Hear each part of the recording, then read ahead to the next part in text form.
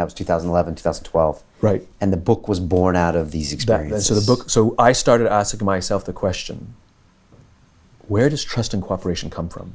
I kept meeting people who would sacrifice their lives to save the lives of people they don't even like. Where does that come from? In business, we don't even like to give up credit for things. Right? I joke all the time that in the military, they give medals to people who are willing to sacrifice themselves that others may gain. In business, we give bonuses to people who are willing to sacrifice others so that we may gain.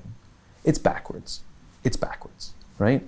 And so it was a very simple question. I just wanted to know where people like that came from, because I wanted to be around people like that. And I'm not in the military. And I thought it was the people. I thought they're just better people. That was my original conclusion. And so the more I started to learn and investigate, the more I realized it's not the people, it's the environment.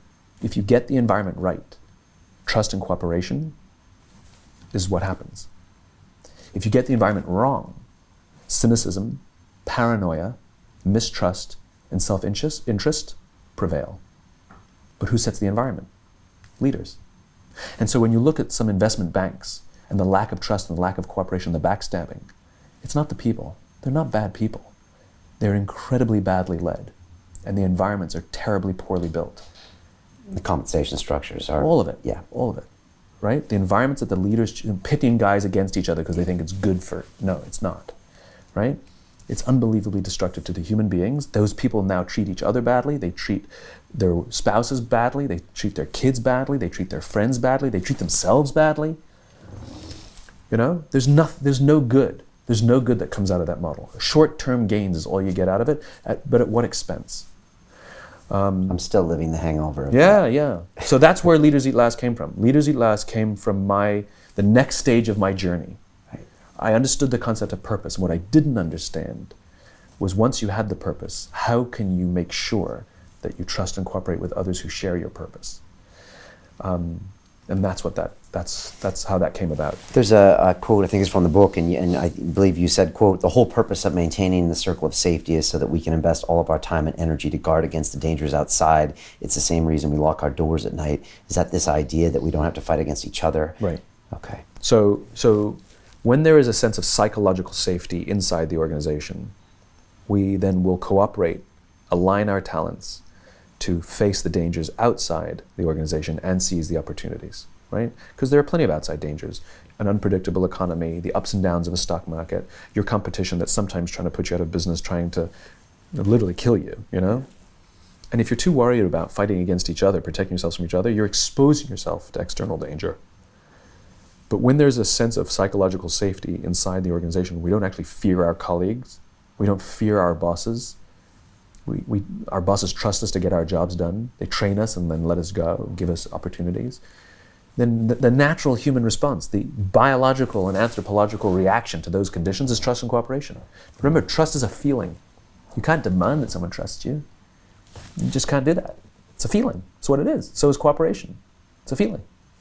And so when there's a lack of psychological safety inside the organization, what happens is cynicism, paranoia, mistrust, and self-interest prevail, and ultimately it weakens the company. The cracks will show. The cracks will show. $300 billion bailout. The cracks will show. So that's what that means. And some of the other things you talk about in the book are autonomy, very important, giving that environment, which you just talked about, and you really go into kind of that empowerment, and a lot of that you first saw in the military, and then you saw it in well-led organizations. Okay. I saw that the military was not unique. If you looked at the best-led organizations in private sector, they looked exactly the same. Okay. The conditions were the same, the leadership was the same, and the people were the same. Do you know a gentleman by the name of Jocko Willink? He has a book called Extreme Ownership. He's a former U.S. Navy SEAL, and he was here a few weeks ago in that chair. And he talks about a lot of the same things you do. You know, he was in the Battle of Ramadi in 2006, and he's like, "Brian, people think that my soldiers do what I say." He's like, "They don't. No. They respond to leadership." And we really have this misperception in the civilian world that these guys are robots. Correct. Yeah. And the more elite the troops, the more autonomy they have. So SEALs are a great example. Highly, highly, highly elite troops. SEALs plan their own missions. They're told the objective, and that's it. That's all they're told. Right. And they plan their own missions themselves. That's unbelievable autonomy. They don't have a group there's no bureaucracy that plans their missions and they're just these drones that go and execute. It's not what happens. They're unbelievably smart. some of the smartest guys I ever met were in the SEALs. To watch the rest of this fascinating interview, click on the link below and go to londonrealacademy.com. There you can sign in with your social media login and watch the rest of the episode for free, along with all of our episodes on London Real, my webinars, and all of our premium content, all located over at londonrealacademy.com. So click on the link below, you'll be directed there and you can watch the rest of this fascinating interview, and I'll see you there.